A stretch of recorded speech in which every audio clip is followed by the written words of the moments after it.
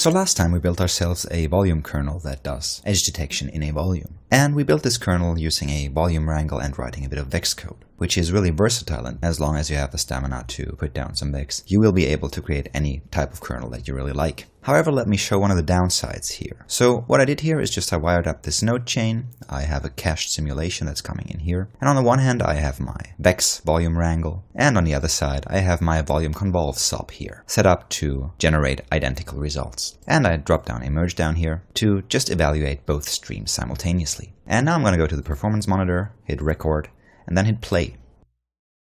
Let me stop this, and what you can see here in the performance profile is that while the volume convolve here runs really quickly with under a second for those 11 frames here, the volume wrangle really takes a long time to execute with almost 17 seconds. So that is well over 1 second per frame. As it turns out, the volume wrangle is really versatile on one hand, on the other hand it's kind of slow. So is there anything we can do about this, combining the versatility of being able to write code without losing too much execution speed? Turns out there is. It's called OpenCL, and it's going to lead us deeper down into this rabbit hole of programming. And in order to understand how to write a volume kernel in OpenCL, we need to understand how OpenCL accesses a volume. In general, when working in OpenCL, we have to take care of a bit more householding than in VEX. So VEX, for example, automatically binds certain attributes into the code so that we can easily access them with the @ syntax.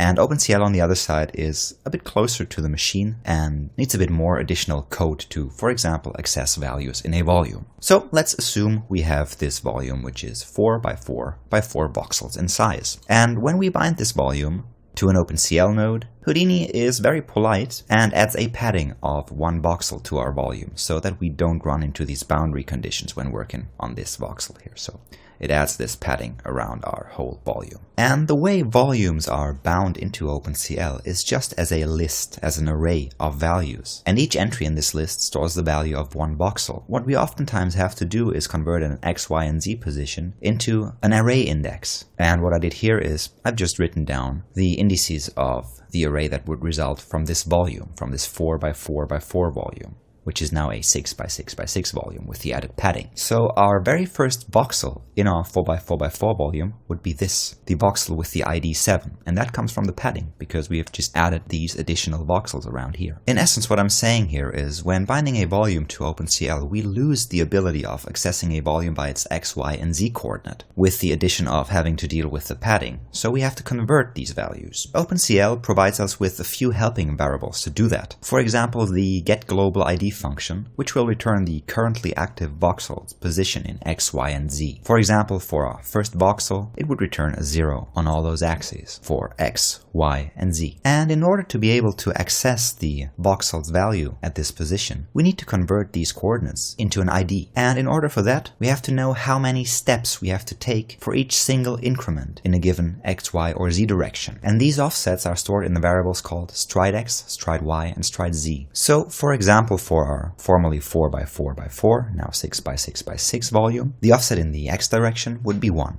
So it would just take 1 index to go from this voxel to this voxel. The Y offset, so to go from this voxel to this voxel, for example, would be 6, because it takes 1, 2, 3, 4, 5, 6 steps to get up here in our array. And along the Z-axis here, it would take 36 steps. That is because the voxel, or 1 voxel slice, is 6 by 6. That means 36 voxels. So we now could try and calculate the corresponding index for our position of 0, 0, and 0 here by just multiplying the stride with the global X, Y, and Z position and then adding it up. And in this case, for a position of 0, 0, 0, this would result in an index of 0, which clearly isn't right because we haven't taken into account the padding around our volume. What we need to do is to add a given offset to account for this padding. And this is stored in a variable called stride offset. And in our case, the stride offset is 36 plus 6 plus 1. 36 because we have the first slice here, which is the first slice of the padding in Z direction that Houdini added. Then it's 6, that's padding down here, plus the 1, the padding in X. So our offset is 43. And now what we can do is finally calculate our first voxel's position, which is our global positions, which is all 0, times our step lengths, plus our offset. So as our position in the volume is all zeros, we just have 0 plus the stride offset, which results in the first index, which is 43. As you see, this is quite a bit of additional householding that we have to do when using OpenCL over Vex. And you might wonder why go through all this pain. And as Jeff Late of Side Effects already put it,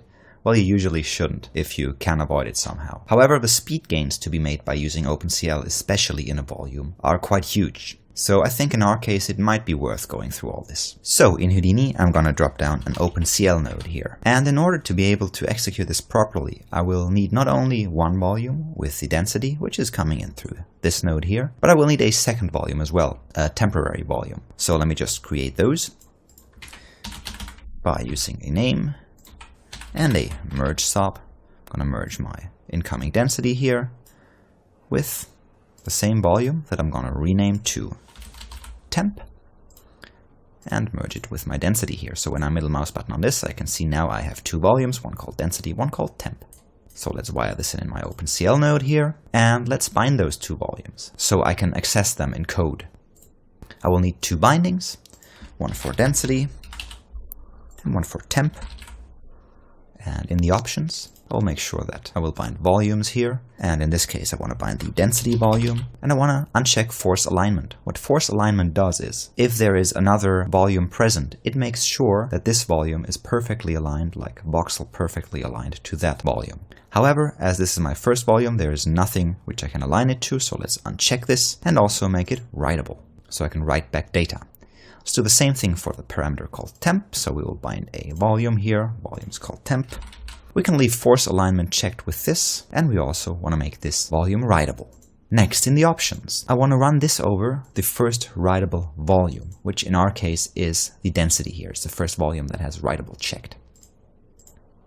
And that should be it. So let's hit to the kernel tab. And we want to check use code snippet here. So this allows us to type in code here that will be executed. And kernel in OpenCL means a piece of code that will be executed on each element. In this case, on each voxel. So it means something a bit different than the kernel that we traditionally spoke about, which is just a matrix with numbers in it. In our case, the kernel is a piece of code that will be executed on each voxel in parallel. So how do we start with this? Well, luckily, Houdini has this nice generate kernel button here, which will generate us the skeleton of our program, of our kernel. Let's highlight this here, right click and copy text.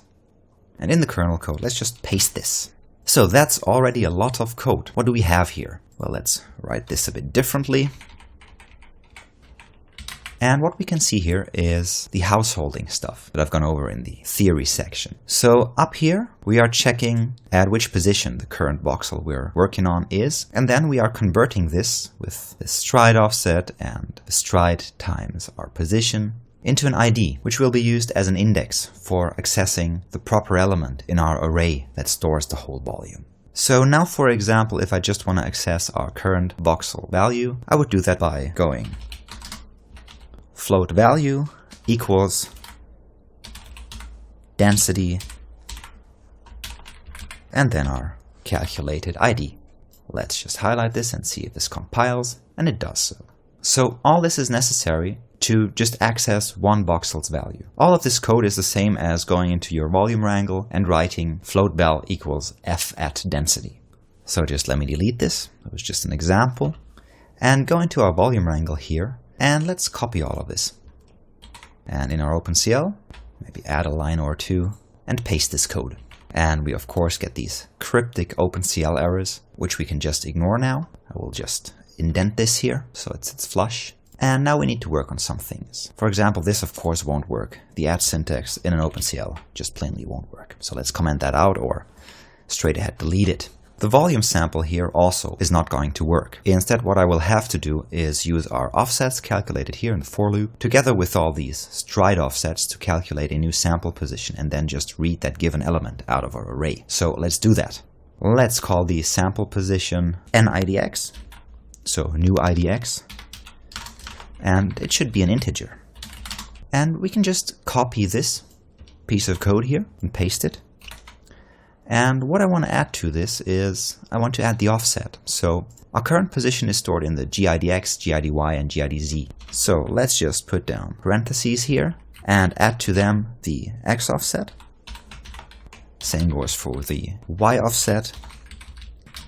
And of course, for the Z offset as well. And then down here where I have this volume sample, let's replace that by just looking up the array value at the position that we calculated here. So let's just access density and IDX here, like so. Next I'll calculate my distance. That can stay, same as calculating my weight and checking if I'm on the center and calculating my weight dependent on that. Finally, what I have to do down here is I will have to write back the sum that I just calculated into my volume. And of course I could just go like this and just write my density value at my IDX position and set that to be the sum and try and let this run. And I can see, while I don't get an error message here, I clearly get an extremely weird result in my viewport, which was quick admittedly, but it's totally wrong. And that stems from the general underlying principle of OpenCL. OpenCL is extremely fast because it's massively parallel. It means it tries to grab as many voxels as possible and calculate their new value in parallel. And what can happen now is that we finish a bit earlier on some voxels, which then will be taken into account into other voxels calculations. So I'll totally mess this up because some voxels that will be taken into account for another calculation have already a different value. And that is why I need the second volume. What I could easily do, for example, is just write out these results to a volume temp. And then down here, just delete my original volume called density and only be left with my temporary volume called temp. Let's middle mouse over this. So I now wrote out our results into this new volume called temp. And also what I'm wondering here is why this is so dense. This looks wrong to me because what we expect is something to look like this, so almost non-existent, which I don't have here. And the reason for this is that in my calculations up here, I had some integers, so -1, but not -1.0. And OpenCL, instead of casting these values to a float, which is defined up here, it just assumes that the whole calculation will be integer. So let's fix that by adding a 0.0 to all of those values that are in a float calculation like this. And of course the power function accepts only an integer. Let's clear and close that. So now I have something really similar to my volume wrangle here. So let's attach a volume visualization. Set its density scale to 50, highlight it, and I see now I have the exact same result as in my volume wrangle here. So let's merge this as well, reset our timeline, highlight the merge, and go back to our performance monitor here. Hit record and play. And after hitting stop, what you can see now here, our volume wrangle still is really slow as indicated by this red halo here. However, our volume convolve and our OpenCL are only slightly apart, with the OpenCL being a bit slower, however much more versatile, as it allows me to configure or write any kernel that I like. So this gives us this giant speed increase over Vex. So let's hit stop here and go back to our volume wrangle / OpenCL wrangle. Because what I did here, by duplicating a volume and then just writing the results onto this volume and deleting my original incoming volume, is not as clean as I'd like it to be. So let's copy this OpenCL wrangle over here, highlight it, and in order to properly implement this and work without generating those errors in my volume, the OpenCL kernel has something called a writeback kernel, which is a second piece of small program that will be executed after the main calculation and which will be used to write back those previously calculated values into the original volume. So let's check that, use writeback kernel. And again, we just ignore these error messages for now. And for our writeback kernel to work, I will again just go up here and copy all this, which is just the general framework for writing a kernel. And after I did my calculations here and wrote them to our temp volume, just let me add some lines here and then paste this and close the initial brackets here. And let's call this one writeback, so it has the same name as the writeback kernel down here. Clear and close my console. Maybe drag this down a bit so I can see more. What I need to do in the writeback kernel is basically the same thing as in my main kernel here. I need to calculate our current voxel index in our array. So let's copy all this, paste it down here, and then just use this kernel to write back our current temp value into our density by just going like density IDX equals temp IDX, and that should be it. Semicolon, and let's try, fingers crossed. Okay, no error message. I still have two volumes, density and temp. Let's delete our temp volume here and attach a volume visualization as well. Set the density to 50, wire it up, and highlight it. And we can see now we again have the same result. However, this time with the results automatically written back into the right volume, that is the density volume. So to give you a perspective on what we did here, this is OpenCL, so this is really close to the machine. That means close to the graphic cards or the CPUs that the code is executed on. And while this is a bit more low level than Vex and lacks some of the comfort that Vex has, it can still be a rather powerful and extremely useful tool because of the sheer speed advantage it gets. As with OpenCL, you are able to massively parallelize your calculations, which really comes into play when working on volumes. Also, by changing some settings in your Houdini env file, you can select if you want to run the OpenCL kernels on your graphics cards or on your CPU, depending on how much RAM you have on your graphics card. Because sometimes with huge volumes, this will overflow on your GPU, so you have to set it to CPU. But still, it can be magnitudes faster than Vex in a volume wrangle. So this is as low level as it gets in this course. However, this is as fast as it gets in this course. When deciding how to implement a given technique, you just have to ask yourself how much development and setup time you will trade in versus how much simulation and artist time you're gonna put in this. Okay, thanks for bearing with me. Again, if you have questions on these topics, just please ask in the comments. And also I'd like to give a huge thank you to a guy called Animatrix, who is a senior FXTD at MPC in Canada, and without whose help I would have never been able to grasp OpenCL in Houdini. This guy is really amazing, publishes lots of extremely intriguing and very elaborate tech, and of course he is also on Patreon. So if you are into these very advanced setups, I can highly recommend following him. So again, thanks Animatrix for opening up this whole world, and thanks to all you guys for bearing with me.